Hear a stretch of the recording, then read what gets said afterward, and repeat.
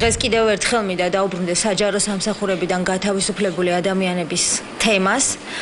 ეს არის დღესთვის ძალიან მტკივნეული საკითხი. თქვენ იცით, რომ ერთიანი ნაციონალური მოძრაობა არასამთავრობო ორგანიზაციები ცალკე ვაწარმოებთ მონიტორინგს, რამდენი ადამიანი გათავისუფლდა, რა იყო ამის მიზეზები. ბოლო ერთი თვის მონაცემები ჯერ არ არსებობს და დამუშავების ეტაპზეა, მაგრამ ის რაც არსებობს არის ძალიან საგანგაშო.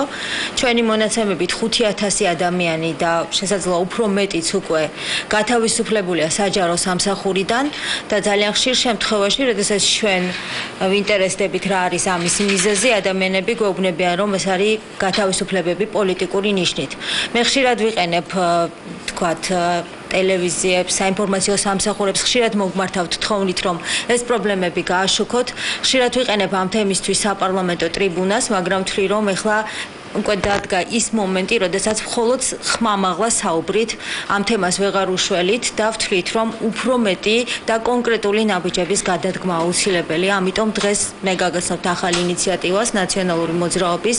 ჩვენ ვაპირებთ, რომ ლაპარაკის შემდეგ გადავიდეთ ძალიან კონკრეტულ საქმეზე და პირდაპირ დღეს ყველა იმ ადამიანს, ვინც გაათავისუფლეს საჯარო სამსახურიდან, ვინც თვლის, რომ მას მოექცნენ უსამართლოდ, ვთავაზობთ ჩვენს დახმარებას. ეს დახმარება იქნება ძალიან კონკრეტული სამართლებრივი დაცვა.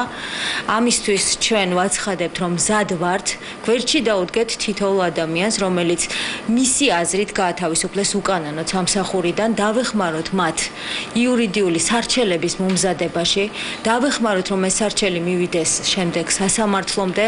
მე და ჩემი გუნდის ყველა წევრი მზად ვართ, რომ თითოეული ასეთი მოქალაქის სასამართლო პროცესებს დავესწროთ და ვიბრძოლოთ მათი უფლებების აღდგენისთვის. ამისთვის გთავაზობთ სპეციალურ სქემას. პირველ რიგში ადამიანები თბილისში, თბილისელები, ვინც არასწორად მათი აზრით გაათავისუფლეს სამსახურიდან, შესაძლოა და თუ მათ ასეთი სურვილი ექნებათ, მათ შეუძლიათ დაუკავშირდნენ თბილისელების ადვოკატს და ქალბატონი სევდა უგრეხელიძე დამატებით ამ თემაზე მოგახსენებთ, როგორ შეიძლება ამ სტრუქტურის აწყობა და მოგახსენებთ, სად შეიძლება ვთქვათ ასეთი ტიპის კონსულტაციის გავლა და შემდეგ ბრძოლა უფლებებისთვის, ადამიანის უფლებების დაცვისთვის.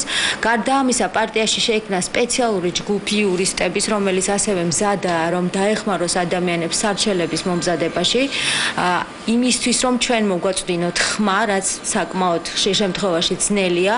ყველა ადამიანს, ვინც აპირებს თავისი უფლებების დასაცავად ბრძოლას, ჩვენ ვთავაზობთ, რომ ისინი მივიდნენ ნაციონალური მოძრაობის ოფისებში, რეგიონებში, დატოვონ თავისი მონაცემები და პარტია უზრუნველყოფს, რომ ეს მონაცემები მოვიდეს სათავო ოფისში და ჩვენ შემდეგ დავეხმაროთ მათ სარჩელების შედგენაში და ვიბრძოლოთ სასამართლოს გზით.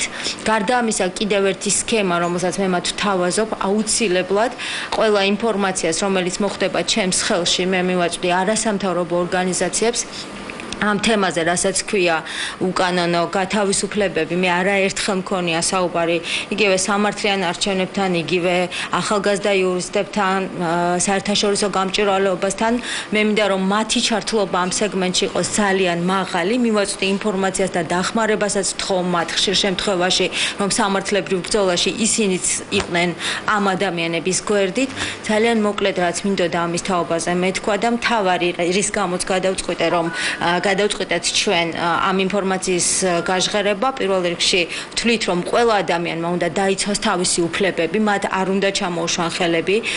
ჩვენ უნდა შევქმნათ გარკვეული დისკომფორტი მთავრობას, რომ აღარ მოხდეს მომდევნო ეტაპზე ადამიანების მასიური დათხოვნა სამსახურებიდან და როდესაც ვთქვათ პარლამენტის წევრს ექნება რაღაცა პრობლემა, ამ პრობლემა ექნება საკრებულოს წევრს, ეს ინფორმაცია უფრო ადვილად მოდის ჩვენამდე და ჩვენ ამაზე ხმამაღლა საუბარს ვახერხებთ, მაგრამ ხშირად რეგიონში ან რომელიმე სამინისტროდან გამოშვებული ადამიანი ვერ ახერხებს, რომ თავისი თავი კარგად დაიცვას. ის შეიძლება თავისი პრობლემების წინაშე რჩება მარტო, რჩება პირისპირ, არ გვინდა რომ ადამიანებს კონდეთ ასეთი დაუცველობის განცდა, ამიტომ მე ვაცხადებ, რომ პირადად მეც და ყველა ადამიანი ჩვენს გუნდში მზად ვართ, რომ ბოლომდე თქვენთან ერთად ვიბრძოლოთ თქვენი უფლებების დასაცავად.